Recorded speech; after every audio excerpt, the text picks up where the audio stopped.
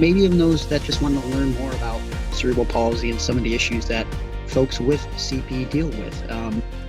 So as I was introduced, I am Gregory Iron. I'm the only professional wrestler with cerebral palsy. In fact, I wanted to make sure that I was a part of this speaking engagement today so badly that I'm currently, as you can tell, in a blurred background because I'm in my car, because I actually had a wrestling match literally 25 minutes ago that ended. I am in the middle of nowhere, Detroit, in the woods. As a independent professional wrestler, oftentimes I find myself in very different arenas of pro wrestling. Sometimes I'm in actual arenas, sometimes I'm in VFW halls, sometimes I'm in the woods, apparently. So at the end of the day, I'm out there doing what I love at a high level, at a level that is no different than any able-bodied individual. And I think that's the most important thing to focus in on today. Even though I have cerebral palsy, that makes me no different than anybody else. And so many of you watching right now, I know, deal with cerebral palsy. And so we're sort of going to explore that today. The session is entitled Endure Today to Fight Tomorrow. And we're going to figure out what that exactly means. It's a phrase that I coined.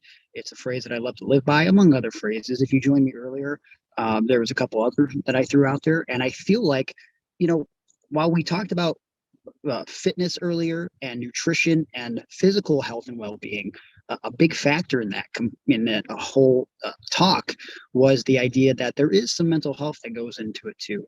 And I want to explore so many different avenues of mental health that apply not just to people with cerebral palsy and developmental disabilities, but just people in general, because we are people, right? We're no different than anybody else. And we're going to figure that out today. And I'm looking forward to interacting with you guys. And so, as it was said, we can take questions at the end, but as we're going along, if you guys want to comment and say anything, I'm happy to interact with you guys. This is actually, including today, my second virtual speaking engagement ever. Usually I'm used to doing this in schools and face-to-face, but with COVID, I know the world is very, very different. And so I'd love to be interactive, and I want to make this as interactive as possible. And hopefully you guys have a good time. Also, because I'm on my phone, I won't be sharing some of the videos that I would usually share, but I will be incorporating pictures, and we'll see where this goes. I think we're gonna have a fun time, and hopefully you guys get something real special out of what we say today. So I'm Gregory Iron, wrestling for 15 years. That means my whole adult life. But how did I get here as a person with cerebral palsy? In fact, you know what?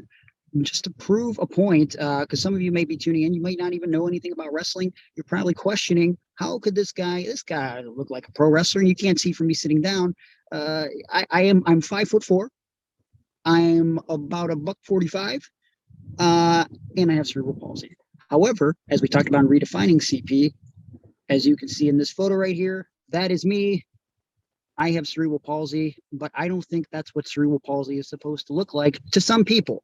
And I've worked very hard to get to a level where I can compete with anybody, able-bodied or not, and it's something I'm very proud of. But that look, that spandex, it has humble beginnings, and we all have a journey that starts somewhere. And for me, my journey begins in Cleveland, Ohio, where I was born. So I was born on October 12th, 1986. That makes me nearly 35 years old in Cleveland, Ohio. I was 1 month premature. And when I was born, I had a bit of stool in my throat. Yes, I was born with actual poop in my mouth. Not good, not a good situation. Funny to sort of verbalize the whole poop in the mouth thing.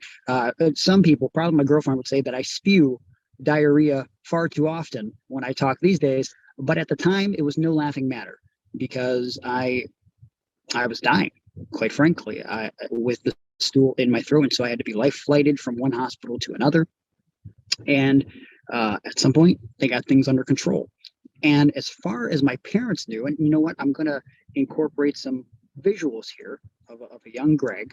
I'm going to see if I can use a shot that I didn't use earlier. I mean, if you didn't watch earlier, this is new to you anyways, but here's a young Greg with my dad and his amazing mustache, that little play school car playset to the left of me. That was one of my favorite toys as a kid. That's a young Greg. And if you look close, you can see my right hand is sort of closed and clutched because I have cerebral palsy. So my dad plays a very important factor in figuring out my disability, because when I was born, other than being premature, no one really thought that there was anything wrong with me. And let's see, Mary says, my good friend has CP, or Marie, I'm sorry, my good friend has CP. Let me actually go to the chat here. My good friend has CP and deaf and was a bodybuilder for years. That's very impressive. James also asks, you are healed sometimes, and we will talk about that in a bit. But yeah, so my dad was actually the one that figured out that I had cerebral palsy. So what happened was, as I was getting older, probably about 9 or 10 months old, my dad was laid off from the steel mill where he worked at the time. And so he was the one taking care of me, while my mom, who was a printer by trade, was the one taking care of the bills. So my dad was playing with me at home, and he would take me out of my crib. And as I was sitting out of my crib, he would place all the toys around me. And no matter where the toys were, I would always grab them with my left hand. And I would sort of clench my right and keep it at my side. And so he was sort of suspicious of that. And so he talked to my mom about it, and they thought they should investigate further. So they ended up taking me to the doctor, and they diagnosed me as having a stroke when I was born. Now, it's important to point out in the story that no one called it no one called it cerebral palsy. No one called it cerebral palsy for me early on, and I will get to that later. I was always told as a kid that I had a stroke when I was born, and that's it. So my obviously it affects my right side of the body. So particularly and most noticeably in my right hand, but it also affects my leg. I walk with a slight limp. It's not very noticeable. I'm very fortunate. And but it's my whole right side of my body. In fact, if you look close when I have my shirt off in promo pics, you can see that the muscle is tightened in my right pec. And it very much affects my daily life, but not to the severity that some others can have, because as we all know, there are various degrees of cerebral palsy. So I always thought that I was a pretty normal kid. I liked all the things that other kids my age growing up in the 90s enjoyed. I was a big Teenage Mutant Ninja Turtles fan, and I'm still a big Teenage Mutant Ninja Turtles fan because I have not grown up. Clearly, I wrestle half naked in spandex. And I loved video games, despite my disability, because I can hold the controller with my left hand. I can still tap the buttons with my thumb on the right hand. And so I loved playing Nintendo and Sega Genesis and Super Nintendo. I love Mario, and I still love Mario. Again, I'm a big kid. I love playing with my action figures. But there was one thing that I loved more than anything. Ladies and gentlemen, I'm going to show you right now. For those of you that watched earlier, you probably saw. Let me find a photo for you. This one little, oh my gosh, it's WrestleMania 13, but particularly the WWF and Stone Cold Steve Austin, professional wrestling. That one's a little graphic, so we're going to get that one out there, but that's what wrestling looks like sometimes. It can get a little violent, but there was something about pro wrestling and the larger-than-life characters that compelled me towards it. My first exposure comes courtesy of this event right here, WrestleMania 6. And because I love wrestling so much, and you might say it's an obsession, I took to memorizing random facts. So right now, I'm going to tell you without looking at any notes or information that WrestleMania 6 took place in Toronto, Canada on April 1st, 1990. In the Sky Dome in front of 67,678 fans. The main event, of course, was the two men that you see right in front of you, Hulk Hogan and the Ultimate Warrior. Title versus title, champion versus champion. It was the two ultimate good guys facing off against one another. Who would win? Who would survive? That was the question. It was my first exposure to pro wrestling. And there was something about these larger-than-life characters, like Hulk Hogan, like the Ultimate Warrior, like the Macho Man Randy Savage. I don't know if I have a good Macho Man. I'm trying here. Jake the Snake Roberts, Rick the Model Martel. These guys compelled me to get emotionally invested. As I mentioned earlier in my breakout session, some people gravitated towards Spider-Man. I loved me some Spider-Man. It was probably my favorite comic book character as a kid. Some people loved Batman. I loved the Michael Keaton Batman movies because, again, if you're growing up in the 90s, you love Batman. Okay, so I love Batman, but my superheroes were the ones that I saw on WWF Superstars each and every weekend morning. And then eventually on Monday nights, because I'd watch Monday Night Raw. Where does that passion for wrestling begin? Well, I'm going to show you. Let me pull up a photo for you. It's going to come from an unexpected place. And the person that actually got me into professional wrestling. You see that guy on the right? That's my grandpa. Actually, it would be his right. That'd be the left. My grandpa did not get me into professional wrestling. It was my grandma. That's right. My grandma, Ella Jane, loved pro wrestling. It was one of her favorite things. Because of her, I fell in love with pro wrestling. She was a gigantic Hulkamaniac. And because of her love of pro wrestling, I just couldn't help myself. And so it was destination television. She would order every pay-per-view for me. She would spoil me rotten, and it was great. And as I said, even with my disability, I'm a little kid. I'm not even in school yet. I don't think I'm different than anybody else. I just got a little bit of a bum hand. So what, It wasn't until I entered school that I realized that maybe perhaps I was different.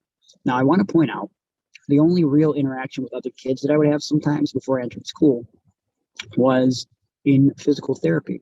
So quickly after I was diagnosed with cerebral palsy, I started going to physical therapy at Metro Health Hospital in Cleveland, Ohio, and I attended physical therapy until age 7. So I had a great therapist named Joanne, and if you listened to the talk earlier, you heard me talk a little bit about physical therapy, but it never seemed like work there because Joanne made everything so fun for me. And we would play games and puzzles, and I would play with Play-Doh, and I would lift small weights, and I would walk upstairs, and little did I know that these little things that I was doing was helping with my mobility in my right hand and in my leg. But she disguised it pretty well. And I used to be a big fan of the show Full House. Okay. And I might be aging myself here, but I love me some Full House. And one of the characters on Full House was a guy by the name of Joey Gladstone. Joey Gladstone did an incredible Bullwinkle impression, like Rocky and Bullwinkle. Hey, Rocky. I don't know if I'm doing it well, but I didn't like Rocky and Bullwinkle. I liked Joey Gladstone's impression of Bullwinkle. So a little cartoon bull character for those younger watching. Look him up. I don't have a photo, but I love doing this impression of Bullwinkle. And one day, Joanne came in with a camera. And cameras were not plentiful back in the 90s as they are right now, like on a cell phone, where you can just use them anywhere and talk live to your buddies or during a speaking conference. And which all you guys are my buddies now too. So yeah, camera. What is that, Nicole? I don't know. So she brought in a camera and she said, Greg, today we're going to videotape your Bullwinkle impression. And I was like, oh man, I am so freaking pumped. And so she videotaped my Bullwinkle impression. And as I would always do, I would put my hands behind my ears like Joey Gladstone. And I would go, hey, Rocky. And I would do my Bullwinkle impression. And I thought it was literally the best impression ever. And that I should be on Full House and I should be hanging out with Michelle Tanner and Bob Saget. Danny Tanner should be yelling at me to clean up the house a little bit. And hello, Robert. Good to see you. Thanks for joining us on chat. And I just thought my Bullwinkle impression was the bee's knees. And so fast forward to entering in school. And it's important to point out that before I go to the school part, Joanne promised me that the last day of physical therapy, she was going to show me my Bullwinkle impression on tape. And I couldn't wait. So I entered kindergarten. I was about 5, 6. And for this next 2 years, pretty often I would get bullied by kids that think you're different. Hi, Shannon. Thanks for joining. And so, I got a lot of horrible names called, and a lot of kids would pound their chest or pound their hand towards their chest and mock me and do voices that they thought to be typical of those with developmental disabilities. And it was painful, very, very painful. And I understand it because I didn't see myself as any different than anybody else. I would go home and tell my grandma, and she was always there for me, always there to make me chicken noodle soup and give me Chips Ahoy cookies and watch some WWF with me and make me feel better, watch some Nickelodeon cartoons, and everything was going to be okay. And she would always say to me, Greg, don't listen to them because there's something special about you. If you work hard, you could be whatever it is you want to be. And some days I had a hard time believing her, but I trusted in Grandma. She wouldn't steer me wrong. So grandmas are the best, Heidi. They really are. And so I don't understand why these kids are making fun of me, and I'm having a hard time making friends. No one really liked wrestling in the early 90s. So I was really just a weird kid who loved Hulk Hogan, and no one else really got it. So there was a moment, though, where everything sunk in as to being different. And I'm going to tell you about that moment right now. So these kids are pounding their hand into their chest and calling me names and stuff, and I don't understand it. And so Joanne told me that, I'm 7 years old now and I didn't need physical therapy anymore. I'm going to wrap it up. She's going to show me my vocal impression. I couldn't wait. Oh, man, this is going to be the greatest day of my life. And she puts the tape in the VCR to the things that we had before, streaming and DVD players. Half the people don't know what DVD players are anymore. I went to a school a year or so ago, and a kid saw a DVD that I had, and he asked me, what is that, a video game? And I just felt super old. But VHS tapes, those were what we had back in the 90s, and she had this vocal impression. She turns on the tape, and I saw my impression. And I saw my hands behind my ears, and I saw my right hand behind my ear, and I saw that my fingers were bent and crooked, and they wouldn't open all the way. And I remember that was the first time that I realized I was different. And it was heartbreaking because I didn't see myself like that. But now I could see what everybody else saw. That I had a weird, twisted, crooked hand. It made me very insecure about it. And I've tried very often to keep my hand in my pocket. And I wasn't afraid to talk about it, but I definitely tried to avoid talking about it. Because I didn't like being different. And it hurt. And it didn't help matters that at home, I'll go into that in a second. Heidi has a comment I'm going to read right now. Heidi says, my left hand is like your right hand. Thanks for making me feel less. No problem. Hey, look, this is what this is about today. We're in this together. And I'm really glad you guys are enjoying this. And it didn't help that at home, things were not the best. Not only was I dealing with bullying at school, but at home, my mom and dad were constantly at odds. And my mom was very addicted to drugs, to the point where she was ruining her job as a printer. She was stealing stuff for money. She was stealing money from my dad. And she was addicted to crack. So anything she could get her hands on to get a hold of drugs, she would. And this led to constant fights between my parents, both verbally and physically. And so there was a lot of times with me and my brother Mike that we had to witness my parents, hit each other. And there were so many nights, it was almost like routine to watch my parents beat each other up and stand there crying and yelling for them to stop. And eventually it would stop and the police would be called and they would show up and they would drive my dad around the block. And pretend everything was okay. And then a couple days later, the same thing would happen. It was like clockwork. Often my mom was stealing toys of mine and video games and selling it. And, I just wake up one day and my stuff was gone. And I was starting to learn where it was disappearing to. And it was something that I didn't want to come to a relation to because I really loved my mom.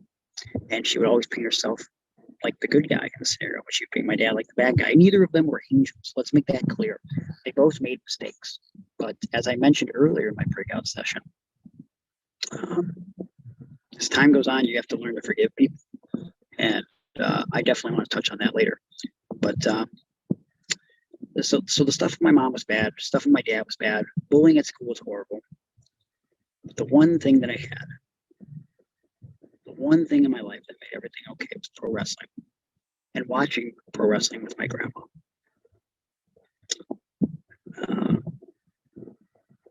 We're going to get a little sadder here, but I promise things will begin to go uphill at some point. But these are important to the story.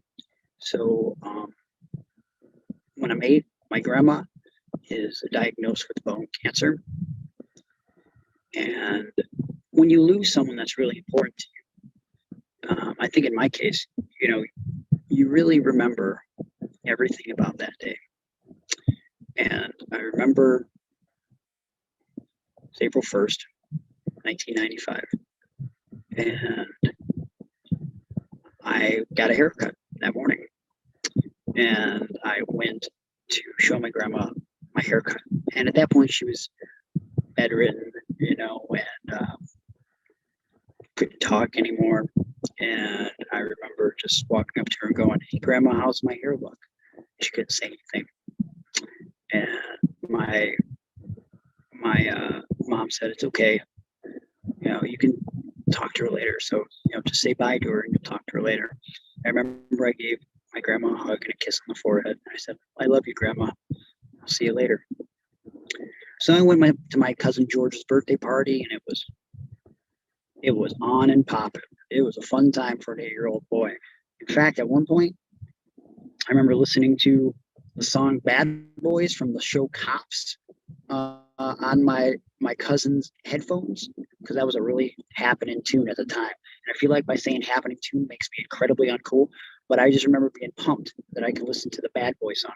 Bad boys, what you want, what you gonna do? Okay, I'm not a singer. Admittedly, I am a wrestler. I'm much better at that than singing. So I apologize for anybody who's now leaving the chat because of my singing. I will not do it again. And but it was a great time at the party. And I remember I got home, and my mom and dad had called the party and said, "We got to talk to you boys," that being me and my brother, when you get home. And I remember being like, "Oh God, what did we do?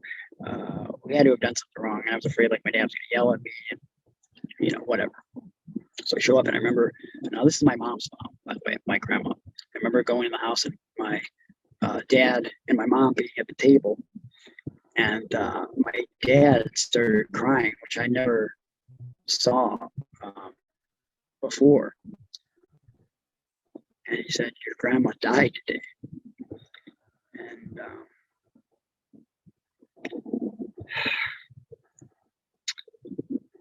it still gets me, all these years later.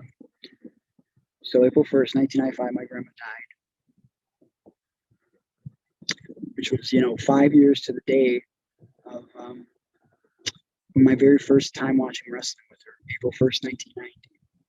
Sort of poetic, I guess, that something so incredible came in my life on April 1st, and then someone so incredible exited my life. And I was heartbroken. And I felt very alone without Grandma. Because when things were scary, she was my protector. And now she was gone. So I remember my mom telling me that when someone passes away, that at the funeral we could put something in their casket so when they pass on, they could take that thing with you, with her. And so I really did some thinking about it. And at the time, Hulk Hogan had went to the rival promotion. He was no longer the WWF. He went to WCW. And I had a brand new Hulk Hogan WCW figure. So I went and looked at one of my favorite figures, my old WWF Hulk Hogan Hasbro action figure.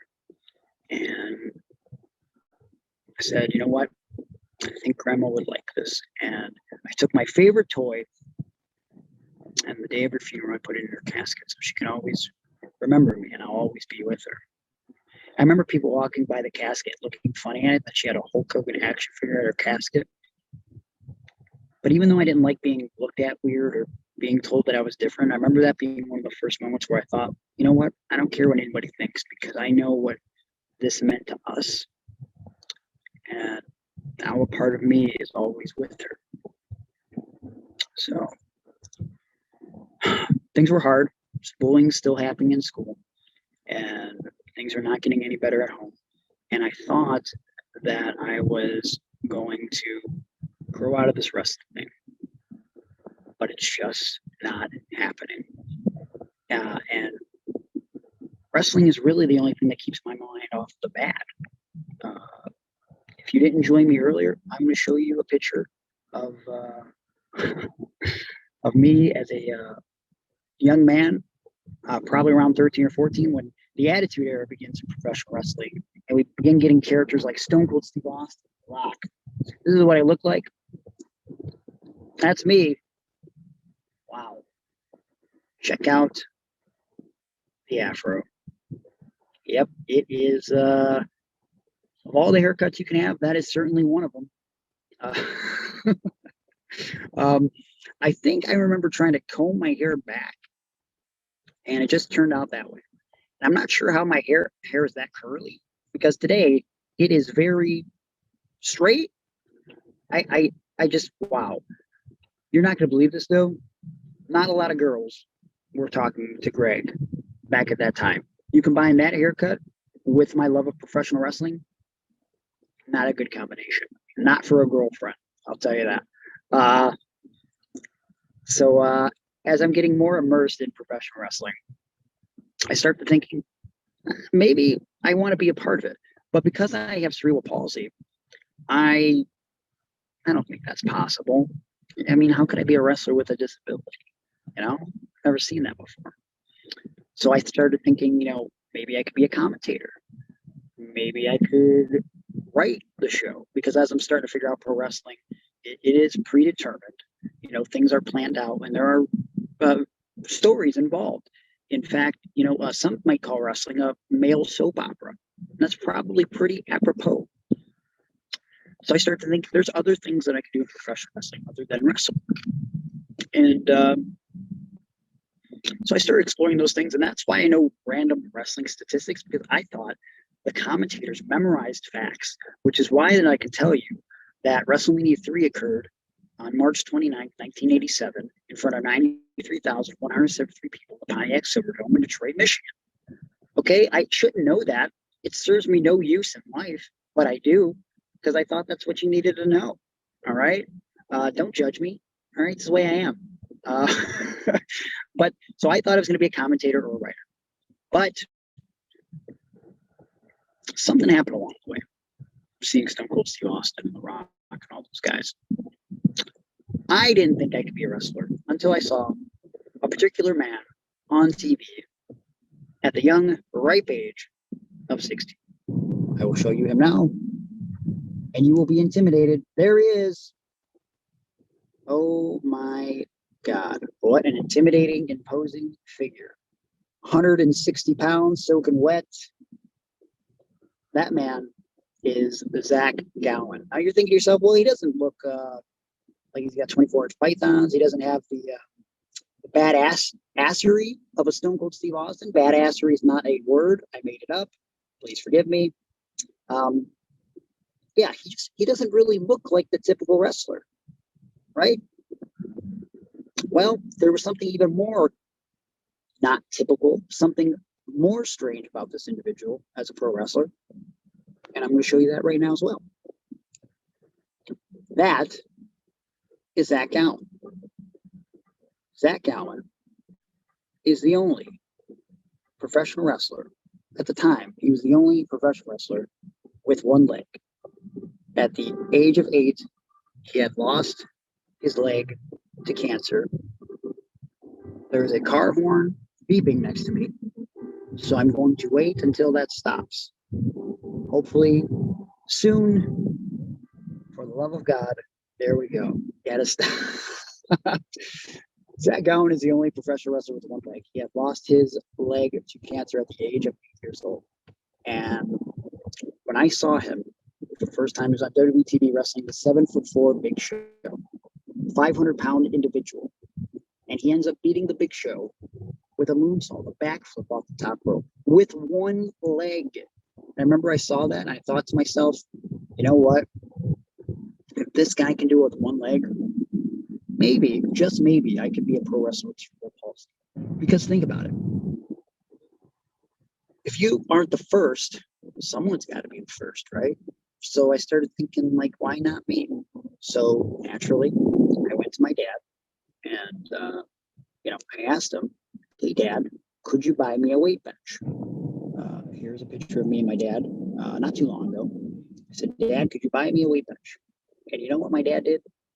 This man right here, he laughed at me. He laughed at me for wanting to lift weights. And it's bad enough them being laughed at, made fun of by my friends. Definitely didn't need to get made fun of and laughed at by my father.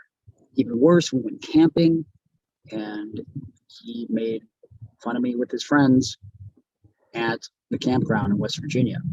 It was pretty traumatizing. He didn't think I could lift weights, and he definitely didn't think I could be a wrestler.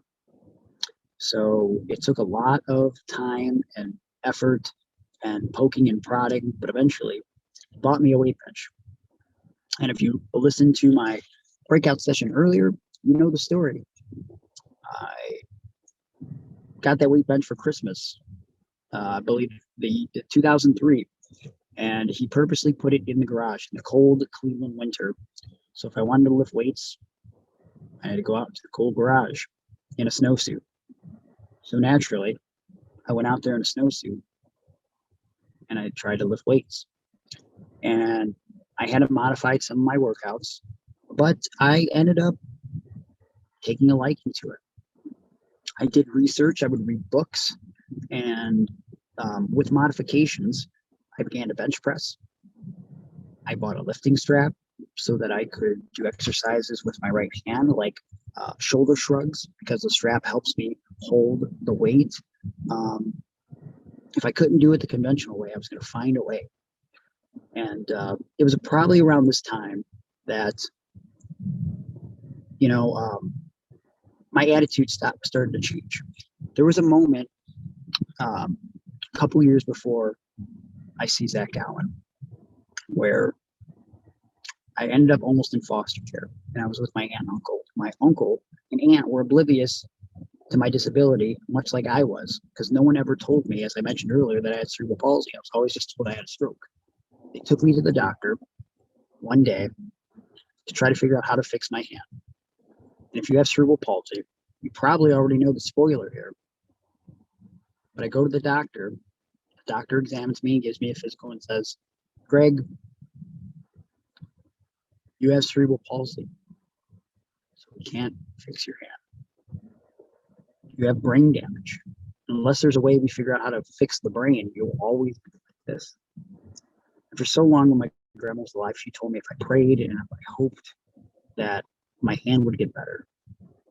And there were so many times as a kid where I prayed and I hoped that my hand would get better, or my parents would stop fighting, or girls would like me and I would stop getting bullied.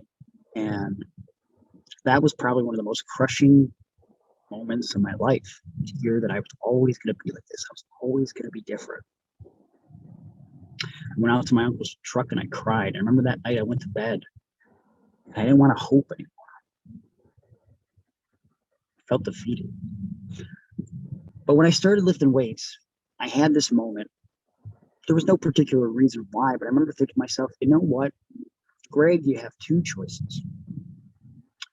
You can let life beat you down.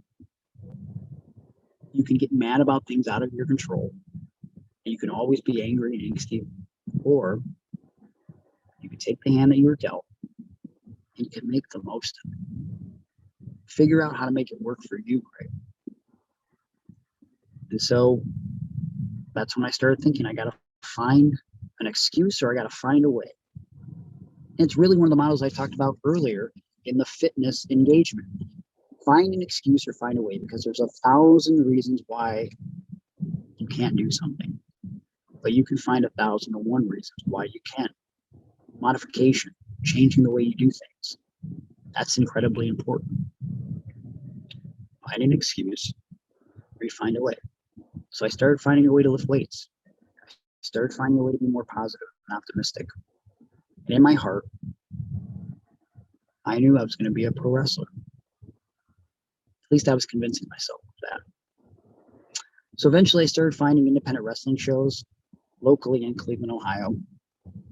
And through that, I started attending these shows. And I'm not exactly sold on the idea of being a wrestler. I'm still dabbling with the idea of maybe being a pro wrestling manager, which you just kind of hang out on the outside and you talk trash. But I ended up calling the promoter of the show and the wrestling trainer, JT Lighting in Cleveland. And JT says to me over the phone, when I say that I want to be a manager and I tell him I have cerebral palsy, JT was never a nice guy to me, but for this one moment, he was nice to me, probably because he wanted my money. That's how it works in wrestling. But regardless, I'll never forget this. He said, let me ask you a question. Is wrestling in your heart? Remember, I got choked up because I'm a very emotional guy. I do get emotional a lot. I got choked up and I said, yeah, wrestling's in my heart. And so in April of 2006, I began training to be a professional wrestler. And I want to show you a photo, one of the earlier photos of me. If I can find it here. One of the first training sessions I did with someone was with a guy, a legendary wrestler by the name of Greg the Hammer Valentine. This is a picture of young Gregory Iron in 2006. I told you I love Ninja Turtles. This was a training seminar. What is up with those shorts? I'm very pasty, very pale. Wristbands were very in at the time. You could get them from Hot Topic, and I loved wearing them. It was a thing. It was definitely a fashion statement. Of all the fashion statements you could make, that was one of them, and I was making it, okay? So that is a young me in 2006 as I'm training to be a professional wrestler. Shannon says I look like a stud. Thank you very much. I appreciate that.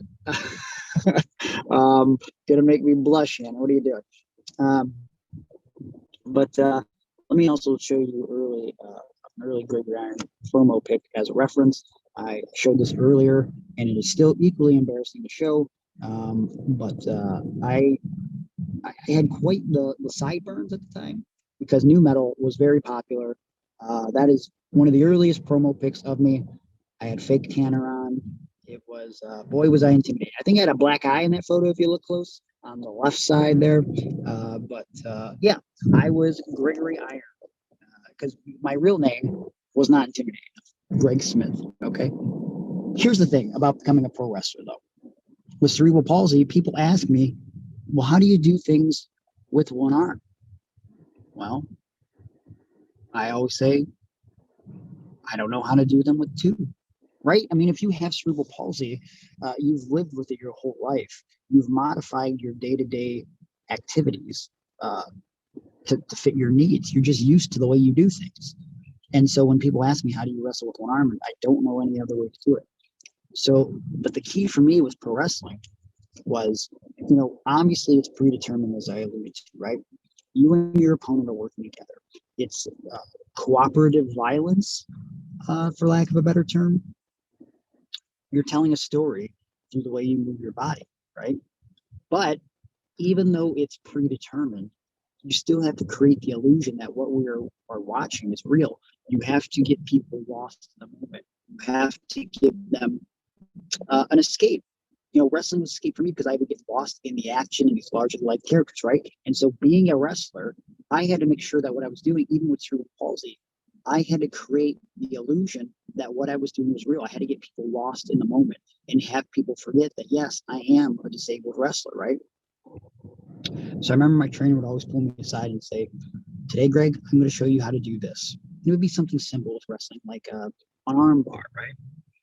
And he would say, an arm bar is a simple wrestling maneuver. And if you can't figure out a way to do this, then I can no longer train you.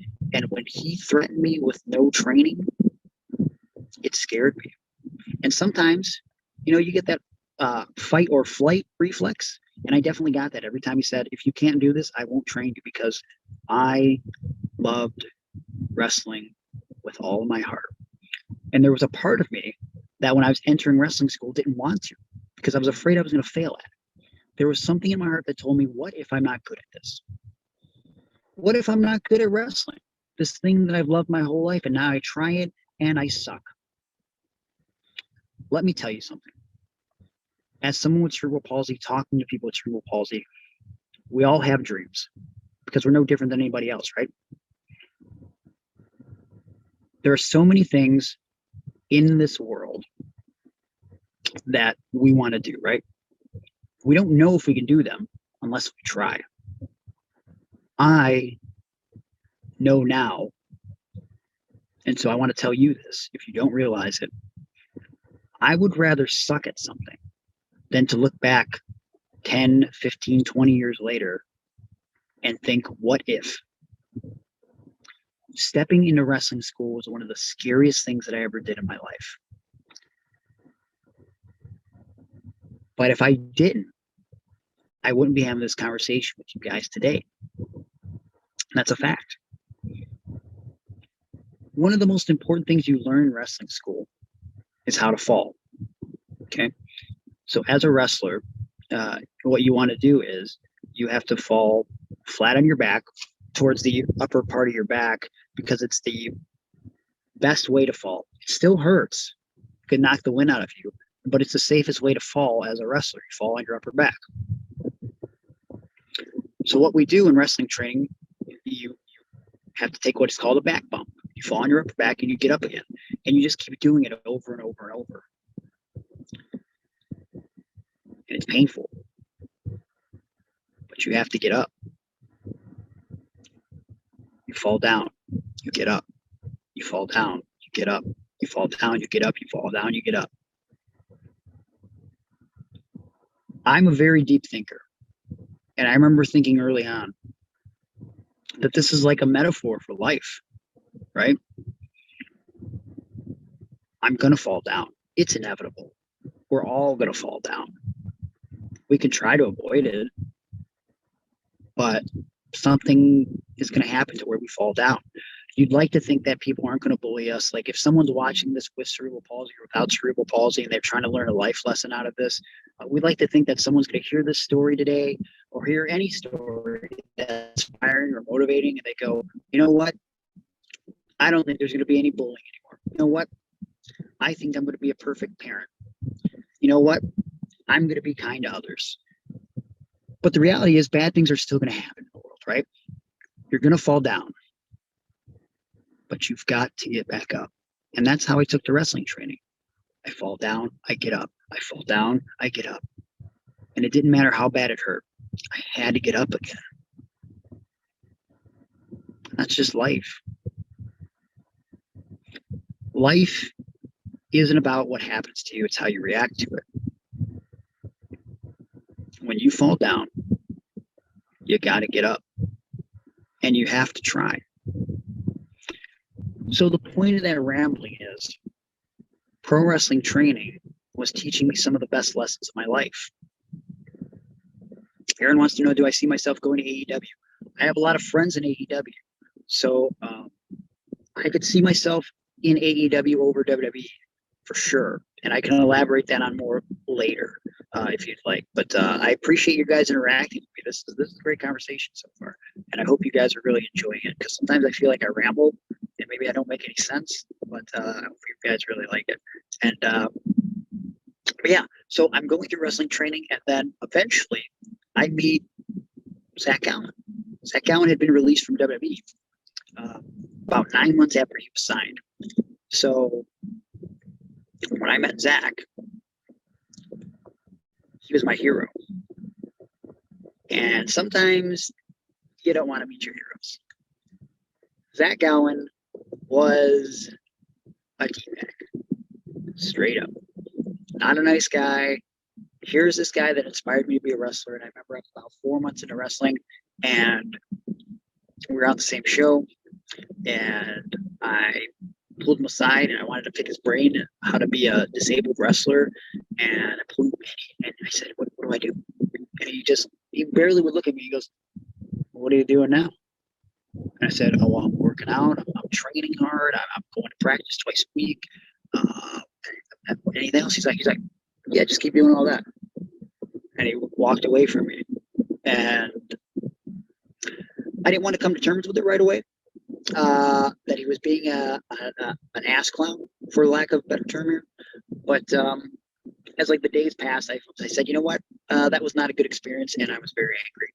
And I guess I wouldn't say I was angry. I was annoyed, you know. I didn't let it consume me that it was mean, but it was disappointing, right? I'm starting traveling the roads, and I'm forgetting about the Zach Gowen thing because I'm going to figure out how to make a name for myself. For the first 10 months that I wrestled, people never really treated me different, but they were awkward about wrestling me. And I had a real attitude when I started wrestling based on what happened to me in high school, the way I was bullied. I felt like I had to tell people what I was going to do. I had a real attitude problem. I remember one of my trainers, Josh Prohibition, pulled me aside and said, Greg, if you keep talking the way you talk, no one's going to want to work with you, disability or not.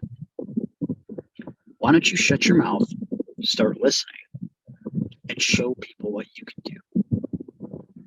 And that was one of the most important, prolific messages that I ever got in my life. I need to show people what I can do. So I did. And I would travel far and wide. For the first 10 months that I wrestled, I didn't even get paid. And the first time I got paid, it was in Pittsburgh, Pennsylvania. I'll never forget it. The promoter walked up to me. He handed me a crumbled up piece of cash. I unwrapped it. It was $5. $5. Wow.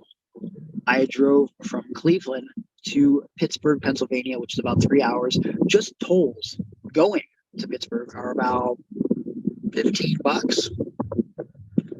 And you know what? That moment he handed me the $5, I looked him right in the eyes and I said, thank you so much, sir. Because legitimately, it was a defining moment in my life. For 10 months, I had been traveling the roads, trying to earn respect and to get paid anything for something. $5. Thank you, Ryan Crosley. Glad to see you here, buddy. First time I got paid $5, I was ecstatic. Now, today, if someone tried to pay me $5 for the match I just had, we'd have a little bit of a problem because I've been doing this 15 years and Greg's got to pay his bills. But at the time, it was a life moment because it showed me that you got to hang in there. Nothing happens overnight, right? I was still earning people's respect, in a lot of ways trust, because again, I'm the first wrestler with cerebral palsy. No one really knows what to expect out of me.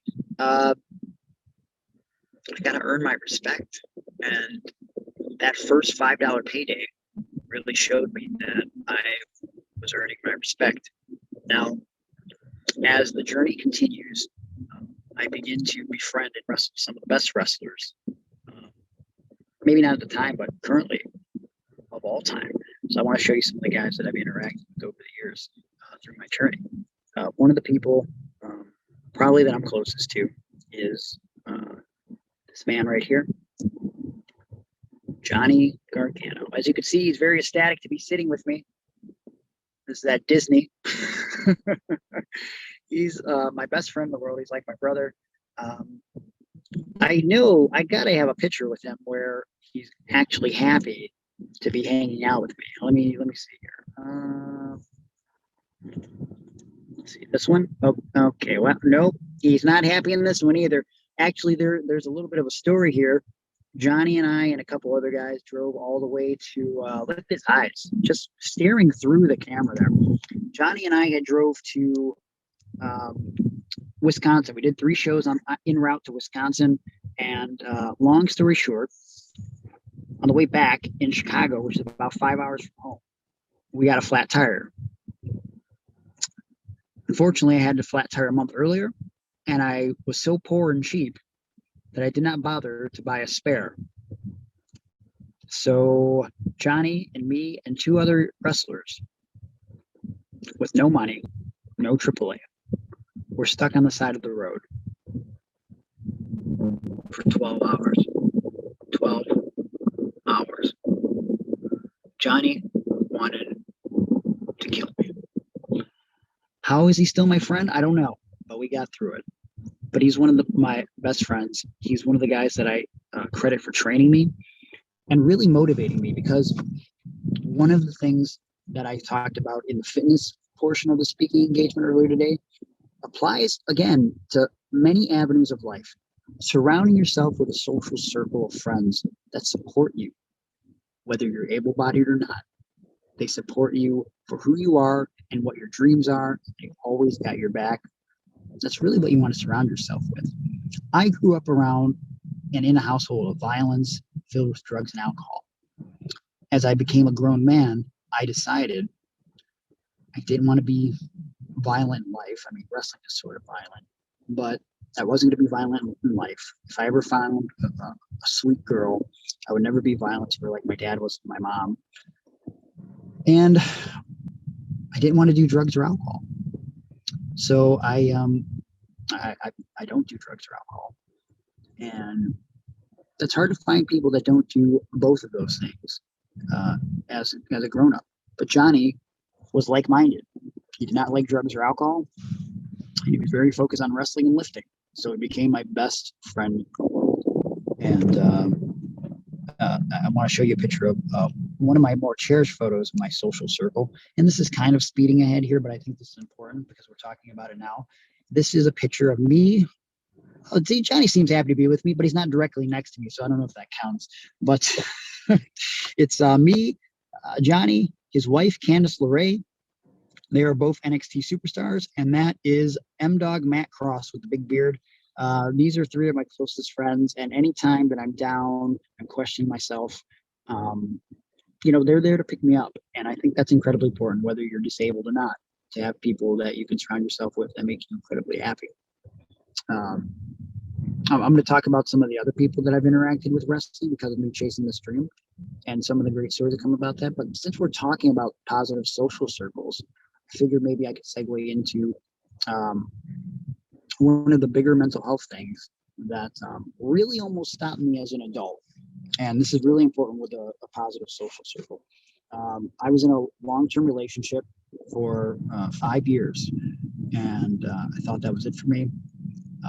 At one point, and again, like, listen, you don't have to have cerebral palsy to go through something like this, but this also proves that people with cerebral palsy are the same as anyone else. 5 years in, this girl ends up leaving me for someone else. She is not in love with me anymore. She loves me, but she's not in love with me. And it was crushing, soul-shattering. I was not in a good place. And if it wasn't for my social circle of friends, I don't know where I would be. In fact, in that time in my life, losing my long-term girlfriend, it was very, very bad in the moment. But sometimes bad things happen to us, and we don't see that the good things that are going to come out of it in that moment. It takes time, patience, rebuilding. Again, you don't have to have cerebral palsy to understand it. So I remember talking to Candice, being very down, and Candice, I'll pull up her picture again, just so you got an idea. I should have pulled up another picture of her, but Candice talked to me on the phone. She said, "Hey, maybe you need to get away for a few days. You need to go to LA, right?" was like, I don't know. She knew someone that could book me in LA, and I was like, I don't want to bug them. And she texted me right back 5 minutes later. She said, I got you booked in LA. So I was like, oh, okay, cool. So a couple weeks later, one of my buddies, who's currently in AEW, Andy Williams, aka the Butcher, he was talking to me in Buffalo, New York. And he says, hey, Greg, I just did Stone Cold Steve Austin podcast. And, he's such a cool dude. If you were ever in LA, I think you should do Stone Cold's podcast. Real quickly for Nicole, AEW, because she's not familiar with it, AEW is the competition to WWE. You can watch it every Wednesday and Friday on TNT. It's basically like the WCW was to the WWF back in the day. It's the alternative in pro wrestling. So there you go. But he said, my friend Andy said, if you're ever in LA, I bet you I can link you up with, it stands for All Elite Wrestling. All Elite Wrestling. Andy said, I could link you up with Stone Cold, I think. And Stone Cold was one of my all-time favorite wrestlers that I mentioned. I said, I'm going to be in LA in a couple weeks. He said, okay, see if we can make this happen. It was one of those things where I was going to believe it when I saw it. Fast forward, I'm going to LA. I get the contact. Stone Cold Steve Austin calls me on the phone and goes, hey, looking forward to seeing you, kid. What? And that's my Stone Cold impression. Looking forward to meeting up, hearing the story. And I watched Stone Cold for a lot of years, so I think my Stone Cold impression is pretty okay. I was very nervous. And I remember, Candace being part of my social circle. As I'm pulling up to Stone Cold's house, she says to me, hey, I want you to really appreciate today because you've worked hard for this. And I want you to really sink in every moment. And I pull up, and I'm going to show you a picture right now. Stone Cold was outside of his house, and he looked like this. That's me, and arguably the greatest wrestler of all time, Stone Cold Steve Austin, who's wearing mismatched camo. What the heck is going on, Steve? What are you doing? When I saw him like that, I started laughing because I said, you know what? He's just a dude. He's just a dude. And I did Stone Cold Steve Austin's podcast, and I sat around with one of my heroes for like 5 or 6 hours. And not only did we talk about wrestling, we talked about life. We talked about my long-term relationship that ended. And he gave me some of the best advice I've ever gotten in my life. And he said, when I was younger and I had to retire from wrestling before I was ready, because Austin broke his neck, for those of you that don't know, and he had to retire in 2003. So when I had to retire, I didn't know what to do with my life. And I was doing some pretty bad things. And there was a wrestler that I really looked up to, Paul Orndorff. And Paul pulled me aside and he said, what are you doing? There's more to life than wrestling. And Stone Cold brought this up to me because I was really questioning a lot of things. Even though I was having these pep talks from my social circle, and they're trying to be positive about this breakup with my girlfriend, and I'm questioning what am I doing with my life in wrestling. I've been doing this for 12 or 13 years at this point, and I don't have a contract. I'm also just starting to explore the motivational speaking at that point in my life, but I'm scared because it's not wrestling. I've really gravitated and geared my whole life towards wrestling. Austin looked at me and said that Paul Orndorff said to me, there's more to life than wrestling. And then Stone Cold Steve Austin proceeded to say to me, so I don't know if this means anything to you, but I want to tell you, there's more to life than wrestling. That's powerful. Because here's a guy that I looked up to. Tell me something I really needed to hear. And Austin said, if I would have heard that message from anyone else other than Paul Orndorff, I don't know if I would have listened. And so what Austin was telling me, he didn't know if I was going to listen to anyone else, but if it meant anything, maybe I could listen to Stone Cold Steve Austin. Because transitioning into some motivational speaking was scary. My goal, once I began to get good at wrestling, was to be a contracted wrestler. And at that point, and to this day, I've never been a contracted wrestler. But we have to look at the positives. And again, we're human. We're going to get down on ourselves. And I question whether or not I'm not signed because I have a disability or whatever the case may be. But when we do something we love, we're not working, right? And when it's something that you dreamt of, so you're not exactly where you want to be doing it. Sometimes I have to sit back and tell myself, if someone else was in your shoes, Greg, how would they feel? You just had a 5-hour conversation with Stone Cold Steve Austin. Not everybody can say that. I've shared the rings with the guys that I've looked up to so much. And I want to show you a picture real quick. I pulled this up before we started chatting. This is a picture of me and Brodie Lee. For those that don't know, Brodie Lee was a WWE superstar, and he was wrestling for AEW up until he passed away last December. Brodie was a great man. We worked a lot of indie shows together. We wrestled 2 times, and he was an incredible person. He loved wrestling. He loved life, and he loved his family. And the world lost him too soon. And I had the incredible opportunity not only to know him, but to wrestle him, to share in this passion that we both have. He's a big, tall guy with a beard. Wasn't exactly built the way the company wanted to him. And here I am, a little short guy with cerebral palsy, and I'm not exactly the prototypical wrestler, yet we were able to tell stories and create magic through the art of professional wrestling that we both love. 2 very different people doing what we love. And I had that opportunity. I want to show you another picture of what you can accomplish when you just follow your dreams. One of the reasons I became a wrestler was because of Zach Allen. This photo is him versus the owner of the WWE, Vince McMahon.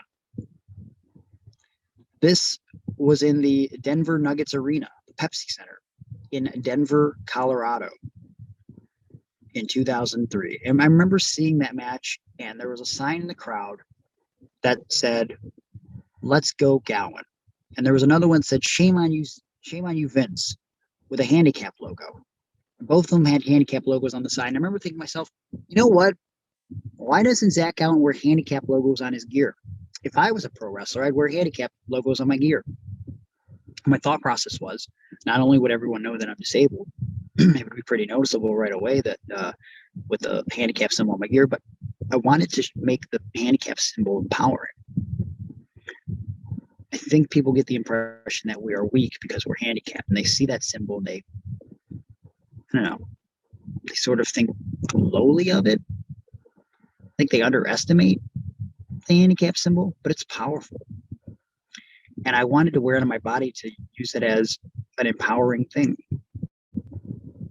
So that was in the Denver Nuggets Arena, the Pepsi Center in Denver, Colorado.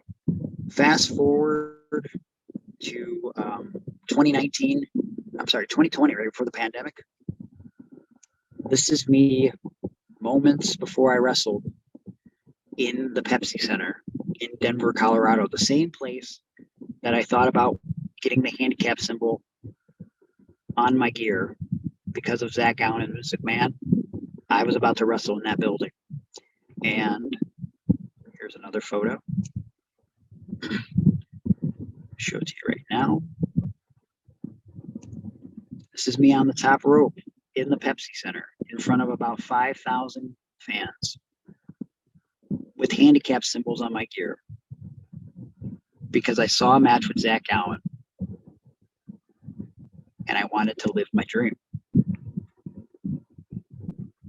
I'm not rich off of pro wrestling, but I have life moments that no one can ever take away. I think that's important. For those living with cerebral palsy, you got to chase your dream. You can't let anyone tell you that's not possible. And if you've never seen someone with cerebral palsy do the thing that you want to do, who cares? Maybe you're the first. Why can't you be the first? You got to find an excuse or you got to find a way. I'm all about enduring today to fight tomorrow. What does that mean? Life can be a fight, right? But if you can survive the obstacles today, then you go to bed, you get up again, you do it all over. You fight the obstacles tomorrow. Endure today to fight tomorrow is about facing what life throws your way and overcoming by any means necessary. Find a way, right? You can't give up. Sometimes I feel like I'm too dumb to quit. But I also think that there's something inside of me that just makes me want to keep going because it's all I know how to do, right? I fall down, I get up again. I fall down, I get up again. It's what I learned in training, and now I apply that to life. No matter how many times you fall down, you must get up again.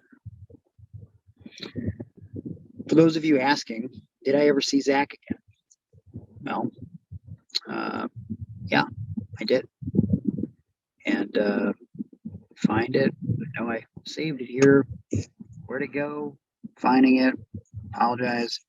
Here it is. That's us together. It's me and Zach. We are a tag team. We are known as the Handicapped Heroes. At the time, I didn't realize it, but Zach was struggling with his own mental health issues. He was dabbling with drugs and alcohol, and it was overcoming his life. I didn't realize that. 2010, which is about 4 years after we originally met, Zach called me. He got my number, and he heard me tell a story on a podcast where I said Zach Allen was very rude to me when I met him. He called me. He said he heard my story, and he heard how he impacted my life. And the fact that he was rude to me made him cry. And he said, hopefully one day I can make it up to you. Maybe we can even be a team or something. And I really appreciated Zach being vulnerable and willing to apologize for how you treated me when I was 19. And so now he's one of my best friends. And it's actually because of him together that we started doing motivational speaking. Sometimes we do it together, sometimes we do it separately. But that's one of the beautiful things that I learned in my pro wrestling journey. And I think that's what you need to understand with being someone with a developmental disability, chasing your dreams and doing the things that you love, is the way that you can impact others. And it doesn't mean that you have to do some sort of performance or like professional wrestling. You don't have to put yourself out there in front of the world. You know, you can impact the people closest to you just by your hard work and determination. You don't know the way that what you say and do affects others. You know, think about anytime you were in school and you had someone be incredibly rude to you, like another student, right? Being bullied, that sticks with you for life. But then think about a time that a teacher was really cool to you and how that impacted you. I'll never forget Mr. Lasecki. He was so cool. My 6th grade teacher. He loved wrestling, so that's probably also why I remember him. But the things that you do and say and your actions affect people in profound ways. So I want you to know that if you take anything away from today, to pursue the things that you love with cerebral palsy or without it, because you're going to impact people in ways that you will never, ever understand. Shannon, you're right. Small things make huge impacts. They really do. I want to show you something. And I'm going to try to take it home here with this because I could talk all day because I'm so passionate about speaking and I'm so passionate about pro wrestling and all those things. But I want to show you something real quick. In that venue in Denver where I was living my dream, I got this opportunity. That little boy in the ring was diagnosed with cancer, NF type 1. And he was part of Make-A-Wish.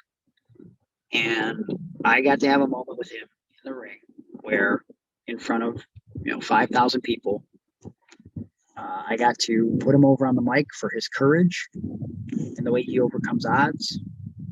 And the crowd cheered for him. And in that moment, I got to be a hero to that kid. I got to be the Hulk Hogan, the Stone Cold Steve Austin to a young child. And that's something I could never guess would happen because of pro wrestling. Because when I look in the mirror, I'm just me. I'm just Greg, right? But sometimes, again, you have to step outside yourself and realize that what you're doing can affect people in incredible ways. And there's one more moment that I want to share with you guys. This is, if I can find it here. I met this young man in Texas a couple years ago, and he was being bullied. His name was Locke, okay, L-O-C. He was being bullied in school. He was about 8 years old, and it was really one of the first children that I interacted with that had the same mild cerebral palsy that I had. If you look at his hand right there, it's on his right side, just like my right side. And I'll never forget talking to him. He was very shy. And his parents had given me the Iggy and told me that his favorite wrestler was Chris Jericho. Okay. So he wasn't really opening up much. And I was talking to him. I was like, hey, buddy, how are you? Blah, blah, blah. Who are your favorite wrestlers? You want to say anything? I'm like, I'll tell you my favorite wrestlers. I like Shawn Michaels, and I like Hulk Hogan, and I like CM Punk. But I don't tell a lot of people this because I don't know how they're going to react. But one of my favorite wrestlers is Chris Jericho. And then his eyes lit up. He said, that's my favorite wrestler too. And we started talking. And I purposely didn't mention this earlier because I felt like it was probably going to get me emotional here, which it will. But, you know, he shared with me that he was being bullied, and I told him I was bullied too. And he said to me, what names did they call you? And when he said that, man, it was hard for me not to get emotional right in front of him, but I had to stay strong. And I remember I told him, they used to call me a retard and a gimp and a cripple, but none of that matters because now I've overcome all that and I'm doing something that I love. And I don't know if you want to be a wrestler, but just know that you can do whatever it is that you love. You just can't listen to the lies that people tell you.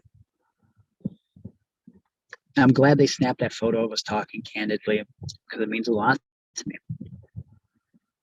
Having that ability to have a positive impact on something is something that money can never buy. And I'm very grateful for that. And again, you don't have to do it on a large scale. Just being you and doing the things that you love and sharing your passion with other people is incredibly important. Passion is an international language, okay? You might not understand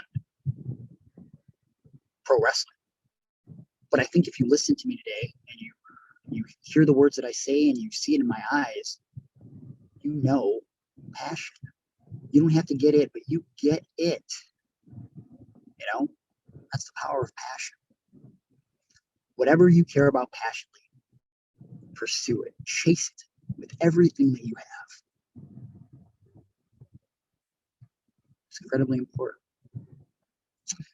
I'm gonna. I know I just said I want to start wrapping it up, but today in 2021, things have been really weird with COVID and everything. I really wish this is something we were doing in person. Hopefully, in future conferences, this can be an in-person thing. But going forward, I just want to point out that this is a recent picture of me, Zach Gowen, and my beautiful, sweet, loving, caring girlfriend, Nicole. Eventually, I did get a girlfriend, guys. There she is. And Zach Gowen grew a hideous, terrifying mullet. Check out that perm. Yikes. But Nicole and I have been together for about 10 months, and she's amazing. And she's so supportive, and she loves wrestling, so that definitely helps. And it's great to have someone to lean on and a new person in my social circle that loves me and cares about me. But I also want you to know that whether you have a girlfriend or a boyfriend, whatever the case may be, you got yourself, and you only have one you. And no matter how bad your affliction is, no matter how severe your cerebral palsy is, I hope that from today's discussion,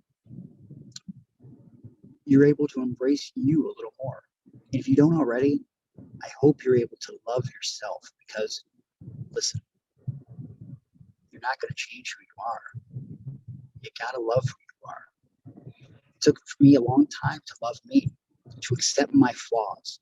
You know what? If someone walked up to me today and said, Greg, I can fix your hand, I can take cerebral palsy away from you, and you'll be perfect. You know what I would say? I'd say, what is perfect? I love who I am. I'm okay with who I am. And I don't want to change who I am. I'd keep cerebral palsy. We're all given the things that we're given for a reason. I feel like cerebral palsy made me the guy that I am today. And I hope you guys and gals feel the same. Embrace who you are. Love yourself. Endure today to fight tomorrow. I think that's all I got. I hope you guys enjoyed this story, this message. Hopefully down the line I get to do more of these in person. And car conversations with Gregory Iron. But I'm up for some Q&A. If you guys are up for it, if we want to start mediating this and get some questions in there, I would love to do so. I think this has been an incredible discussion. And I think I did pretty well. Give me some feedback here, guys. What would you like to ask me? Any questions, comments? Give it up one time for Gregory Iron. Let's see how it goes here. What do we got? Yeah, thank you very much, Greg. We'll see if anybody has any specific questions. It looks like you have access to the chat. If people just want to ask straight in the chat, they're more than welcome to do that too. Sure. Yeah. I can read the chat myself. What do we got? Yeah. Claps all around. Thank you. James says thank you. What's your question, Nicole? Let's hear it. Thank you guys for tuning in today, by the way. It was just what an incredible event. So thankful for the opportunity to be a part of this, and I hope you guys enjoyed all the other speakers today. I'm glad that I got to be the main event, I guess.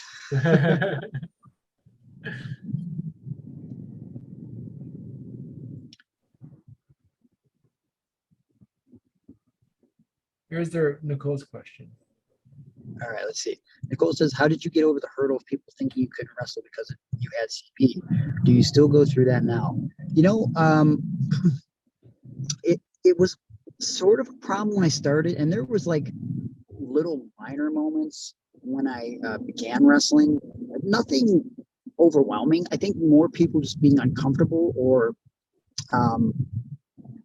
sort of weirded out by like having to wrestle someone with a disability. Maybe I'm not wording that right.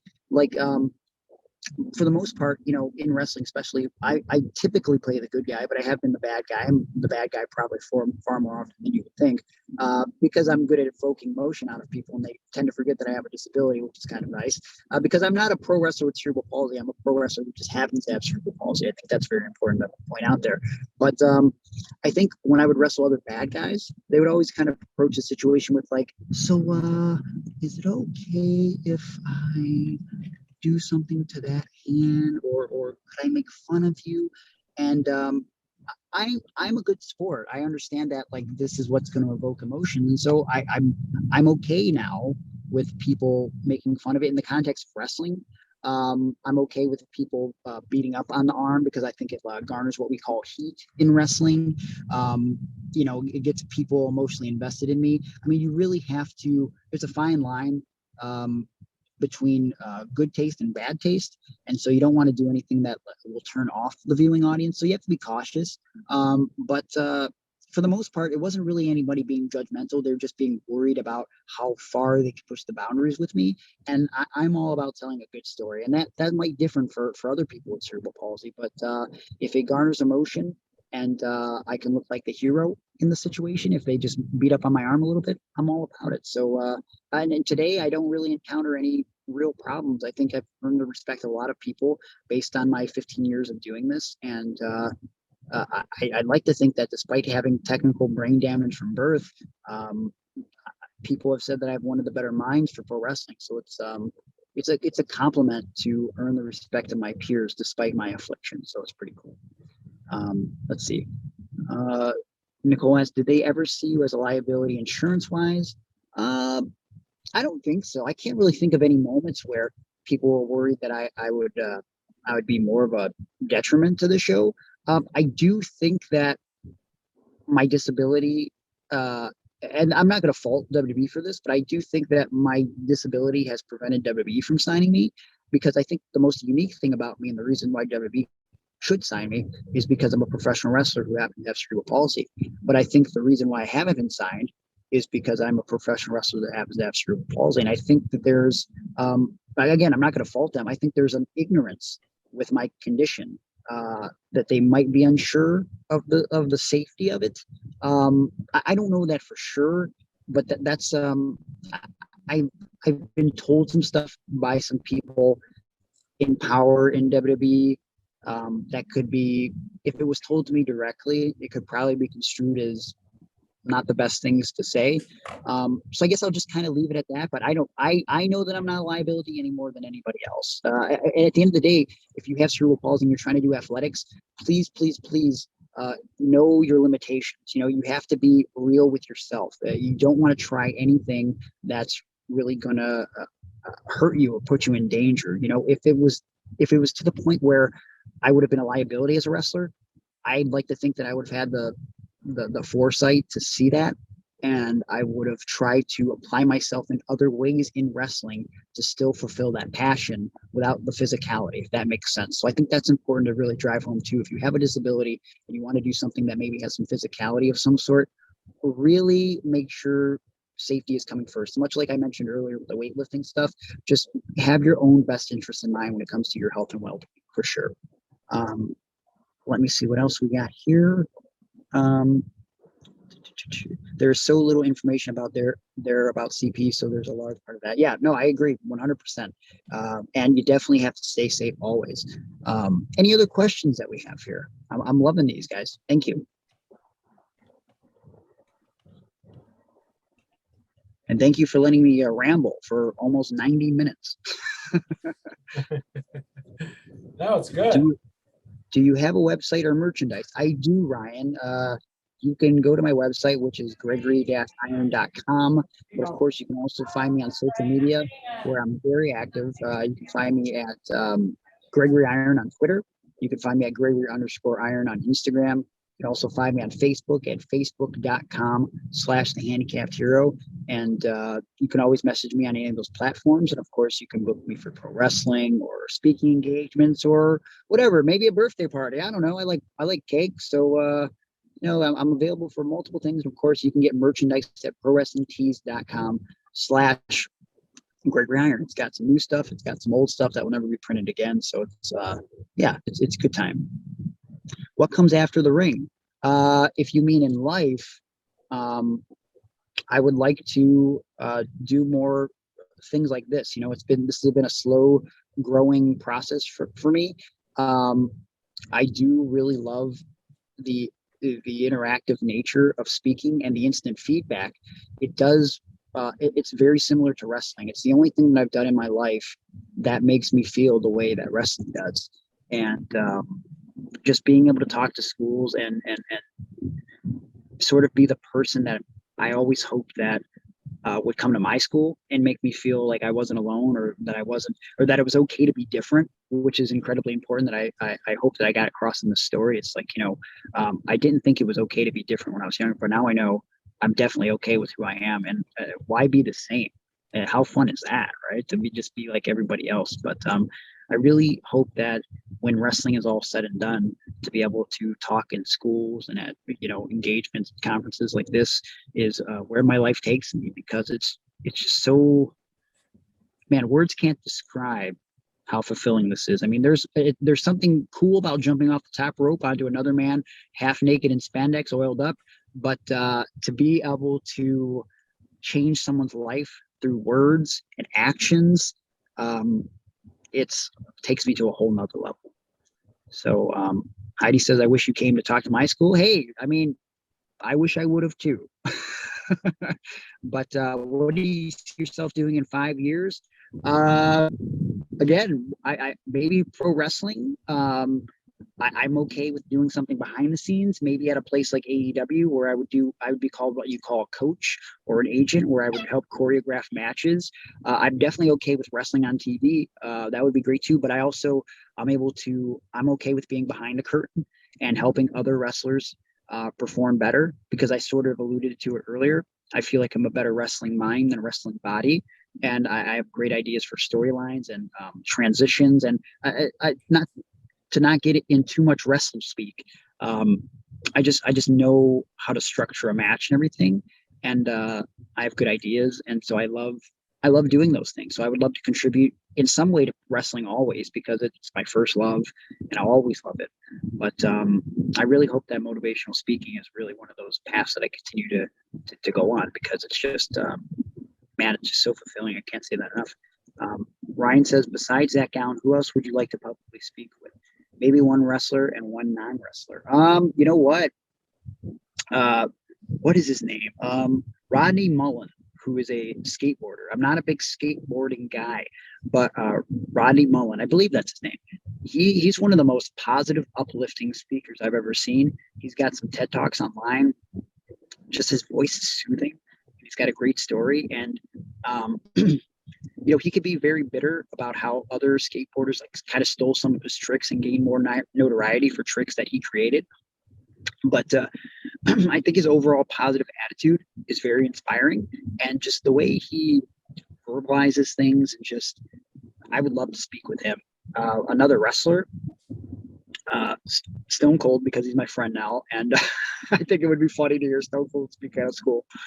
And I think The Rock. I think The Rock would be the coolest motivational speaker, and he's probably going to run for president one day because he's The Rock. I mean, who wouldn't vote for The Rock, right? So Nicole says, do you play any other sports?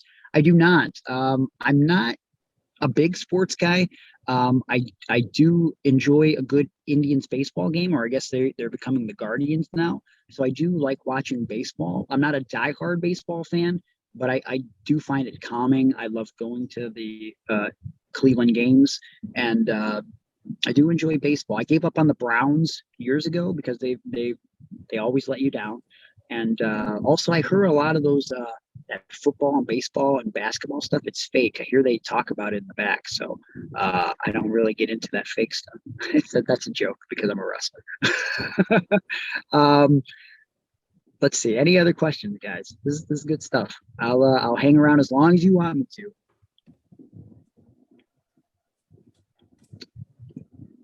All right. Cool. Yeah, so thank you. Yeah, echo what Nicole says. Thank you very much, Gregory, for being a part of it this year. No, thank you so much for having me. It's what a wonderful experience. I'm glad it all came together. And again, I wish I could have done this on my laptop with some of the video visuals, but hopefully, just my stories got the message across, and hopefully I inspired somebody in this chat today.